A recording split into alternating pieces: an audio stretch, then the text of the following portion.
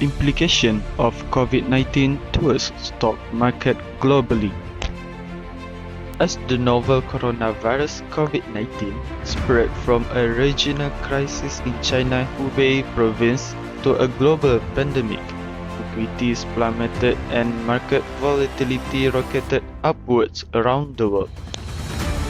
In the United States, recent volatility level rivaled or surpassed those last seen in October 1987 and December 2008, and before that, in late 1929 and the early 1930s.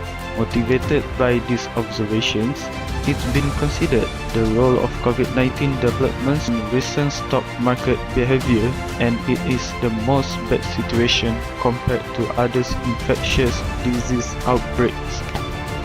The analysis suggests that, not like other outbreaks, COVID-19 is having an unprecedented impact on markets. In just 2 months, the world economy has been turned upside down. Stock market have collapsed by a third, and in many countries, factories, airports, offices, schools, and shops have been closed to try to contain the virus. Workers are worried about their jobs, and investors fear companies will default on their debts.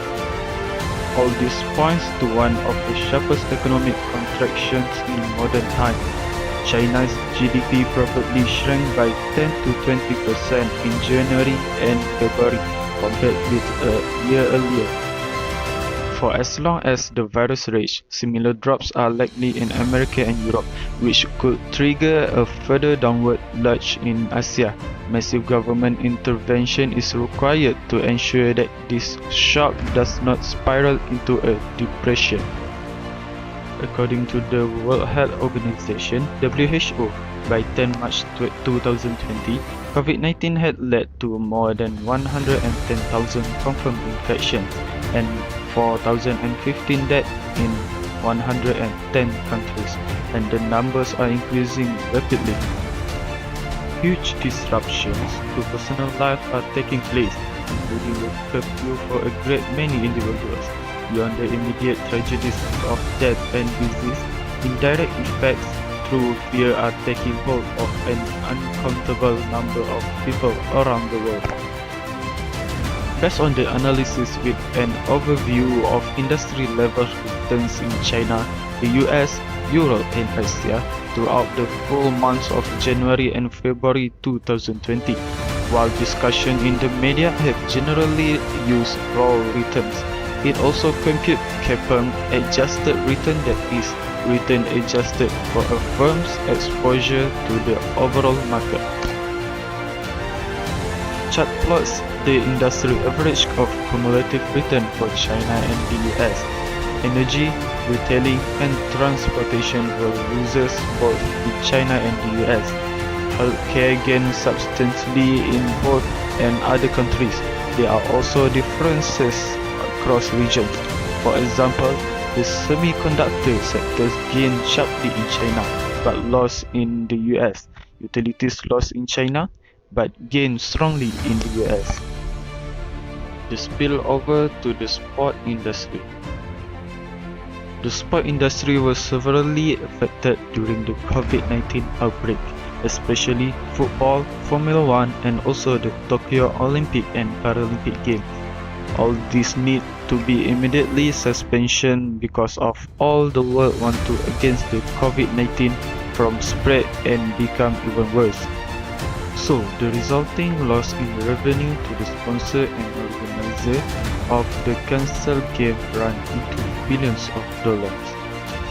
Spill over to oil-dependent countries. The oil price war, the contributing factor. Early in 2020, the price of oil fell due to the oil price war between Russia and Saudi Arabia. The coronavirus pandemic worsened the situation through the reduction in the demand for oil. The imposed travel restriction during the pandemic, which led to a reduction in the movement of people and goods, resulted in a fall in demand for aviation fuel, coal, and other energy products. which subsequently led to a fall in oil price due to low demand. The coronavirus crisis also affected a wide range of energy markets such as the coal, gas and renewable energy market, but its impact on oil market was more severe because it stopped the movement of people and goods, which led to a drastic decline in the demand for transport fuels. When Saudi Arabia later supplied excess oil to the world, the market was flooded with too much oil, exceeding demand during the Covid-19 pandemic and subsequently leading to a fall in oil price. Loss of oil revenue to oil-dependent countries. The effect of the pandemic on oil-dependent countries was severe. The global decline in oil price combined with the low demand for oil products in the international market led to a significant shortfall in oil revenue to oil-dependent countries, which increased current account deficit and worsened the balance of payment position of many oil-dependent countries such as Venezuela, Angola, and Nigeria. These countries also face increasing pressure on their foreign exchange reserve, which subsequently led to the devaluation of local currency against the dollar. Spill over to the travel industry. The coronavirus outbreak led the governments of many countries to impose restrictions on non-essential travel to countries affected by COVID-19. Indefinitely suspending tourism, travel, work visa and immigrant visa. Some countries place a complete travel ban on all forms of inward or outward travel, shutting down all airports in the country. The height of the coronavirus pandemic was aeroplane crew almost empty due to mass passenger cancellations.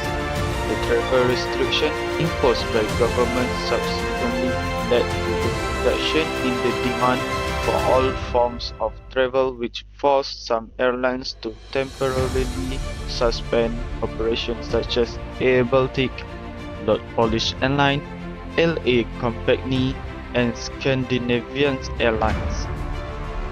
Such travel restrictions caused the tourism industry alone a loss of over $200 billion globally, excluding other loss of revenue for tourism travel, and were forecast to cost the aviation industry a total loss of $113 billion according to IATA. US Airlines saw a $50 billion bailout fund for the US airline industry alone. The GTBA reported that the business travel sector would lose $820 billion in revenue due to the coronavirus pandemic. Lastly, it is difficult to determine the exact effect the coronavirus will have on the world economy. It is clear the impact will be substantial and progressive, and it appears the worst is yet to come. Investors worldwide are closely watching the coronavirus effect on the world market. Even the tide turns quickly and the virus spread is curtailed, its impact will likely be long-lasting. Some entities with thin margin and weak balance sheet will have been driven out of business. Others may be need to consider bankruptcy protection to address liquidity issues or supply chain or vendor disruption. So, immediate relief measures need to be implemented and adjusted for those that may fall through the cracks. Medium and longer term planning is needed for how the economy is rebalanced and re-energized following this crisis. That's all from me, thank you. Also, don't forget to stay at home, stay safe and Selamat Hari Raya.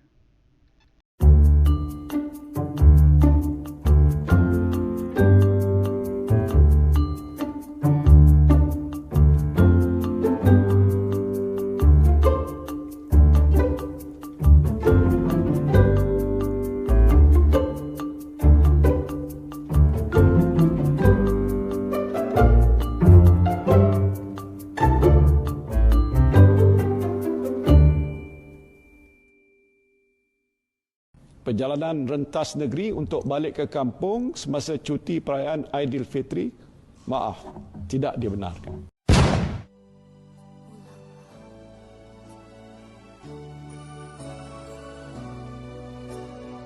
Zul, sabar Zul. Zul, dah balik kampung, Zul. Dah balik kampung.